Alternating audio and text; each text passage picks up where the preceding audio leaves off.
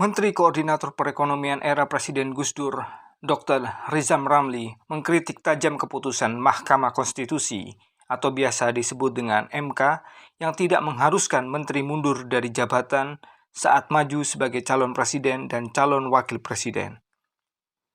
Ekonom ternama ini menilai bahwa Mahkamah Konstitusi di bawah kepemimpinan Anwar Usman semakin tidak mengerti arti dari etika dan pemerintahan yang baik. Apalagi kedudukan Anwar Usman yang kini merupakan saudara ipar dari Presiden Joko Widodo seharusnya juga menimbulkan potensi konflik kepentingan antara dua lembaga tinggi negara. Bahkan usai Anwar Usman menikahi adik kandung Presiden, sebutan untuk Mahkamah Konstitusi turut diselewengkan menjadi Mahkamah Keluarga. Mahkamah Keluarga semakin lama makin tidak tahu malu, semakin memalukan. Tidak mengerti etika dan good governance, tidak mengerti potensi conflict of interest. Dirinya harus mundur sebagai ketua MK, tegasnya.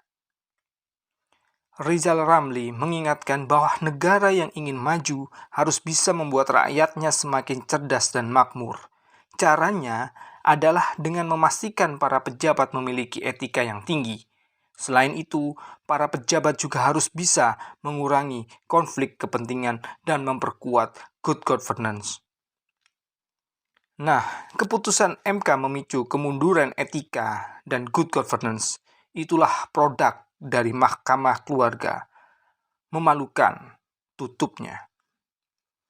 Pada Senin kemarin, permohonan uji materil norma pencalonan pejabat negara menjadi presiden dan wakil presiden di pemilu oleh partai politik atau gabungan parpol sebagaimana diatur dalam pasal 170 ayat 1 Undang-Undang 7/2017 tentang pemilu.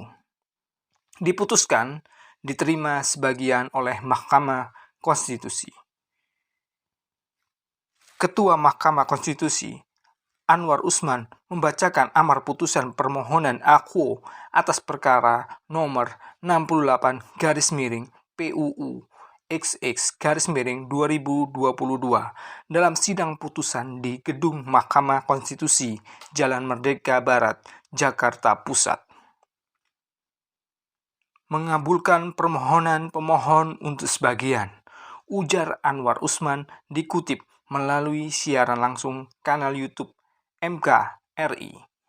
Majelis Hakim Konstitusi menilai alasan hukum para pemohon yang menyatakan ketentuan pasal 170 ayat 1 bertentangan dengan pasal 281 ayat kedua Undang-Undang NRI tahun 1945 sudah tepat. Sebab Majelis Hakim Konstitusi menilai menteri dan pejabat setingkat menteri merupakan rumpun eksekutif yang tidak bisa dianggap berbeda dari presiden dan wakil presiden. Selanjutnya, Mahkamah Konstitusi tegas menyatakan bahwa jabatan menteri atau pejabat setingkat menteri termasuk dalam rumpun kekuasaan eksekutif yang menjadi bagian dari kekuasaan yang dimiliki oleh presiden dan wakil presiden.